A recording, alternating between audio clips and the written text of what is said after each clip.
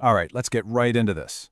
Picture this. It's central Georgia, March of 1847. We've got a cotton merchant, a guy named Charles Dennison, who's just traveling on business. He pulls over near the small, pretty unassuming plantation to water his horse. Just a totally normal stop on a totally normal day.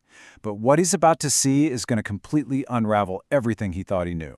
So as the morning fog starts to lift, Dennison looks out and sees the enslaved workers heading out to the fields. But something's off. Among them are about a dozen children who just stand out. In his own words, they were different.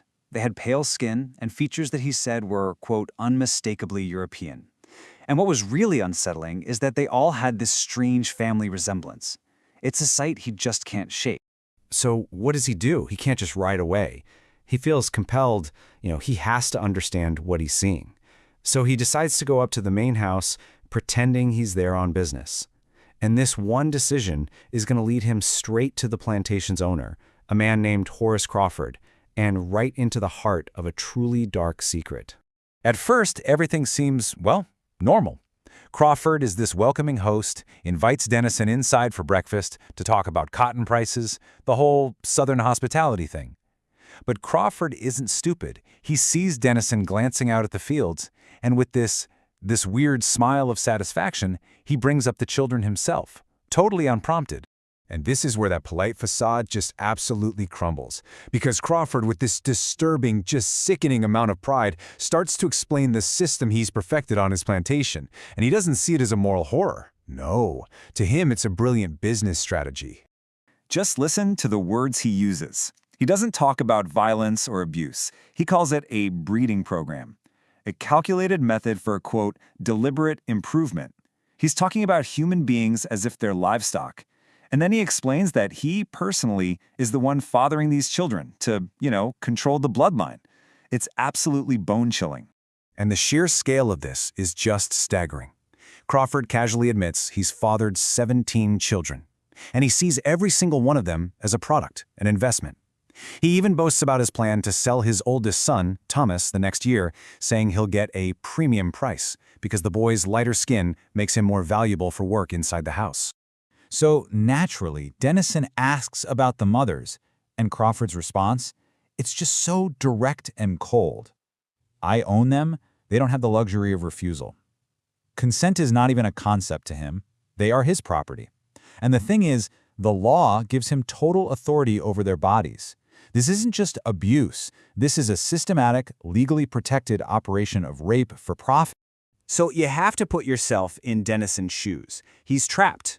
What do you do?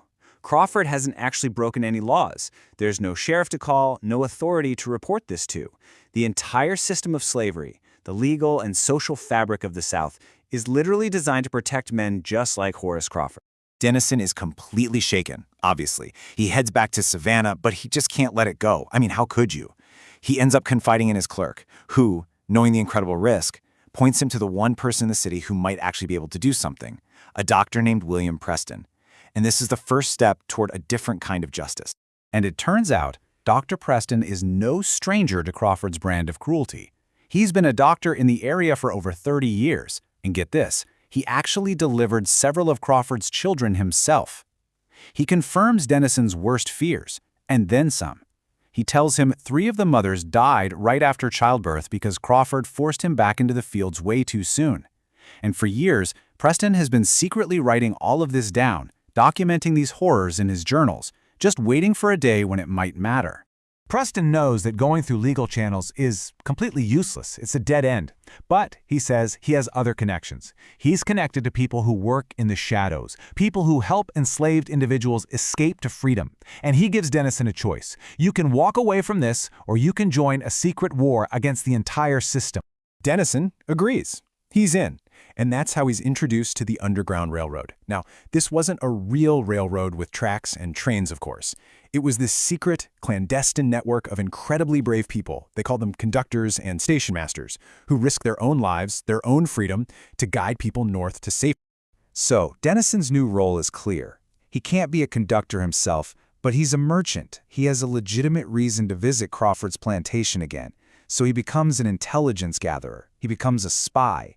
Patiently, methodically, He starts learning the routines, the layout of the property, everything he can.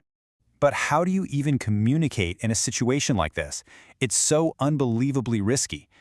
Dennison manages to leave a coded note for an enslaved houseworker named Rebecca. The note just says, "Friends wait north."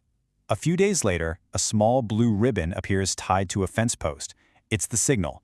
Rebecca saw the note. She and 5 other people are ready to risk everything for a chance at freedom.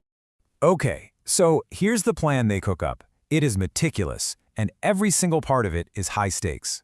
It's all centered on the plantation's monthly supply run to Savannah. A sympathetic deputy is going to intercept the wagon and detain the overseer with some bogus, lengthy inspection. This creates that tiny, crucial window of time for the 6 escapees, including Thomas and Rebecca, to be transferred to a hidden wagon and rushed to a safe house before anyone even knows they're gone. And it works. The escape is successful. After this agonizing, terrifying 18-day journey, all 6 of them reach freedom in Ohio. But their actions, and of course Crawford's furious reaction, set off this chain of events that will have massive consequences for everyone involved, stretching way beyond that one Georgia plantation. What happens next is just this incredible reversal of fortunes. On one hand, you have the escapees, who start building new lives, getting married, having children, all in freedom. Their testimonies get published in northern abolitionist newspapers, and the story of the Georgia breeder becomes a national scandal. On the other hand, you have Crawford. He's ruined. Socially, financially, he's a pariah. His name even gets attached to a new anti-cruelty law in Georgia, which is just a permanent public mark of his shame. So in the end, this escape did so much more than just save 6 lives. The testimonies from the survivors became this powerful piece of propaganda, a real, verifiable story that just laid bare the moral bankruptcy of a system that defines human beings as property. It added fuel to the fire of the abolitionist movement and really helped shift public opinion. But there is a lingering question here, isn't there? 11 of Crawford's children didn't escape that day. When he was forced to sell his plantation, they were sold with it, scattered across the South. Most of them would live to see emancipation after the Civil War, but you can only imagine the mark that being owned by your own father leaves on you. But maybe the most profound takeaway, the most powerful word on this whole story, comes years later. It's from one of the daughters who was left behind, a woman named Martha, who wrote an autobiography, and her words, they just completely redefined what victory can mean. She wrote, "That's my revenge, that's my victory, living well, living free, making sure my father's legacy dies with his generation, while my mother's legacy lives on through us." Just an incredible testament to endurance and to the unbeatable strength of the human spirit.